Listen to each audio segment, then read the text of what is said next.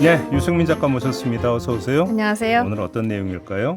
호주에 살고 있는 김소연 씨의 1박 2일 여행 얘기를 좀 전해드릴까 합니다. 네. 놀러 가는 여행이 아니라 특별한 목적을 가지고 떠난 여행인데요. 김소연 씨는 현재 호주 서부 퍼스라는 도시에 살고 있는데 네. 3,378km 떨어진 멜번까지 다녀오는 여정입니다. 엄청 긴데요? 네. 예.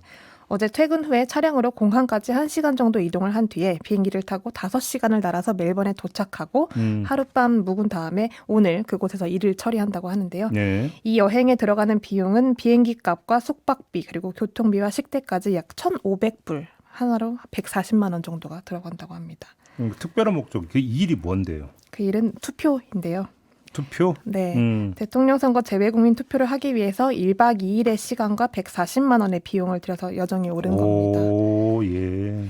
이 김소연 씨 같은 경우는 비상계엄 직후에도 이제 휴가를 내고 귀국을 하려고 했었는데 회사에서 만류를 했다고 합니다. 네. 그러니까 한국인이 김소연 씨 혼자밖에 없었고 또 전국이 어떤 양상으로 흘러갈지 모르기 때문에 회사 측에서는 조금 보수적으로 나온 건데요. 네.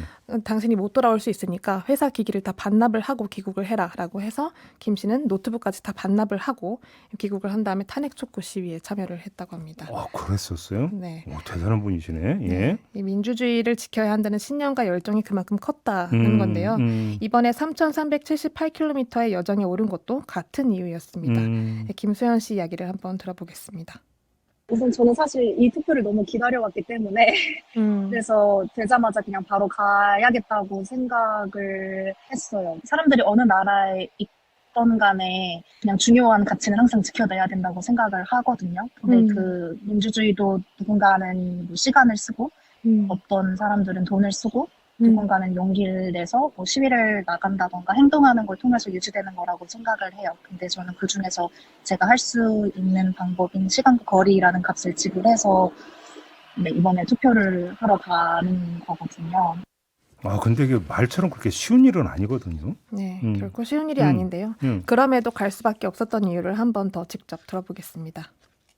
제가 이제 해외에 나와 있으면서 가장 많이 들었던 생각이 약간 그런 무력감이었거든요. 막 추운 날씨에 되게 많은 분들이 거리로 나가서 막 시위하시고 이랬잖아요. 근데 저는 외국에 있으니까 그냥 따뜻한 방 안에서 이제 뉴스 보고 있는 게 내가 여기서 더 이상 할 수 있는 게 별로 없구나라는 생각에 가장 무력감도 많이 들고 되게 죄송한 마음도 많이 들었던 것 같아요.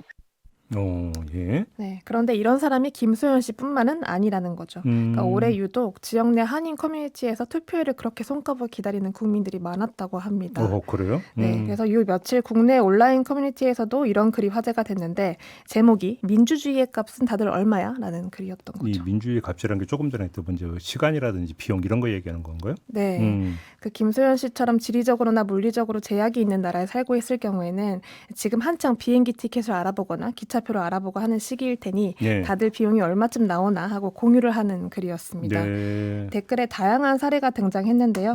기차 비용 103유로, 체류비 120유로, 부대 비용 책정하면 300유로, 이게 하나로 한 50만 원 정도고 예. 버스 50불, 비행기 500불, 또 숙소 700불. 이 자차도 없고 공항이 있는 도시에서 우리 동네까지 버스가 일주일에 한 번 다니기 때문에 투표를 하는 도시에서 일주일 동안 머물러야 해서 휴가를 냈다라는 사람도 있었습니다. 이분은 1,250달러, 그러니까 170만 원 정도의 비용이 들어가는 건데요. 예. 이렇게 비행기 값과 숙박비가 둘 다 들어간다라는 글들이 상당히 많이 보였습니다. 이렇게 비용이 들어가는데도 민주주의를 지키기 위해서 한 표 행사한다 이런 이야기가 되는 거잖아요. 네. 이게 결국은 투표 동료네. 그렇죠. 그러니까, 투표를 예. 독려하는 글이었습니다. 예. 사실 이렇게 뭐 산 넘고 물 건너서 비행기 타고 기차 타고 어떻게든 그 권리를 행사하겠다라는 각자만의 방식으로 투표를 하러 가는 내용들을 알리고 투표를 다 같이 하자라기 위해서 작성을 한 글이었는데요. 네네.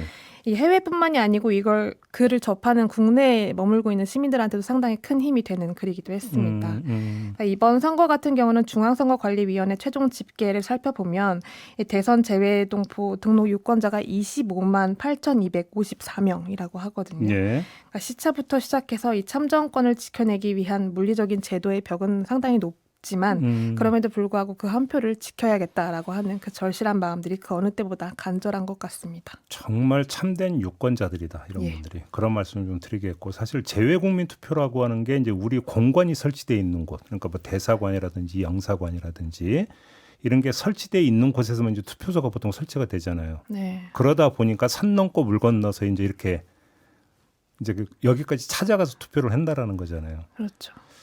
그렇다고 참 여기저기 다 설치하라는 얘기도 하기도 힘들고 현실적으로. 호주 같은 경우도 공간 주변에 4곳에서 투표를 할 수가 있는데 다 동부 쪽에 몰려 있다 보니까 서부에 있는 이 교민들이 다 동부로 이제 가야 하는 그런 상황인 거거든요. 그래요. 네. KT25님이 이런 댓글을 달아주셨네요. 해외에서 한국 이미지가 추락하고 그걸 직접 느끼니 더 화가 나고 간절한 것입니다라고.